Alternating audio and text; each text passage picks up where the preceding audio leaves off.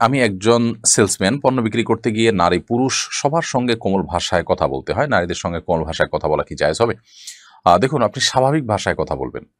কোমল বলতে এমনভাবে আপনি কথা বললেন যে কথা আসলে তাকে আকৃষ্ট করা আপনার কথার প্রতি আপনার দিকে সেটা যেন উদ্দেশ্য না হয় এবং সেরকম কিছু যেন না ঘটে। আল্লাহ রাব্বুল আলামিন কোরআনে কারিমে নারীদেরকে পুরুষদের কাছে কোনো কিছু চাইতে হলে সেটা চাওয়ার আ অ অনুমতি রয়েছে সে বিষয়ে বলে আল্লাহ রাব্বুল আলামিন বলেছেন যে নারীরা যেন তাদের কণ্ঠকে কোমল না করে, ফালা তাখনানা বিল কওল, তারা যেন কথাকে কোমল না করেন।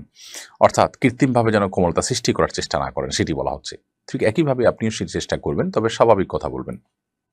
আর এ সমস্ত ক্ষেত্রে নিজের দক্ষতা দিয়ে, নিজের মার্কেটিং এর যে যোগ্যতা আছে সেটা দিয়ে আপনি চেষ্টা করবেন আপনার কাস্টমারকে কনভিন্স করার। সেটার জন্য আপনার নারী কাস্টমার হলে অবশ্যই আপনাকে সতর্কতার সাথে সেটি করতে হবে যে আপনার কণ্ঠ, আপনার কণ্ঠের কৃত্রিমতা এগুলো তার ফিতনায় পতিত হওয়ার উপায় হতে পারে। ছাত্রীর মা বেপরদায় আমার সামনে আসে। আমি না পারছি ছাড়তে, না পারছি বলতে। এ সমস্যা থেকে কিভাবে মুক্তি পেতে পারি? প্রথমত আপনি তাকে বোঝাবেন যে, "আমি সেরাই পর্দা করি।" আপনি যদি আ তাকে কি পড়াচ্ছি সেটা মনিটর করতে হয়, দেখতে হয়, আপনি কাইন্ডলি একটু দূর থেকে পর্দার আড়াল থেকে আপনি দেখার চেষ্টা করবেন। তাকে আপনি বলবেন এবং বলার সৎসাহস থাকা উচিত একজন মুসলমান হিসেবে।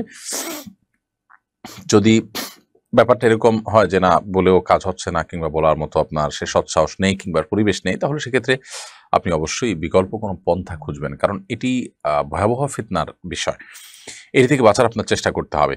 আর যতদিন পর্যন্ত আপনি বিকল্প কোনো পথ না পাচ্ছেন, আপনি নিরুপায়, হয়তো ছাড়বেন, মাস শেষ করার জন্য অপেক্ষা করতে হচ্ছে। এই টাইপের যদি সমস্যা হয় তাহলে সেক্ষেত্রে আপনি আ শুধুমাত্র ওই সময়টা পার করার জন্য আপনি নিজের চোখের হেফাজত করবেন। তিনি আসলে কথা বললে আপনি নিচের দিকে দৃষ্টিপাত করে কথা বলবেন এবং নিজের চোখের হেফাজত অবশ্যই করবেন।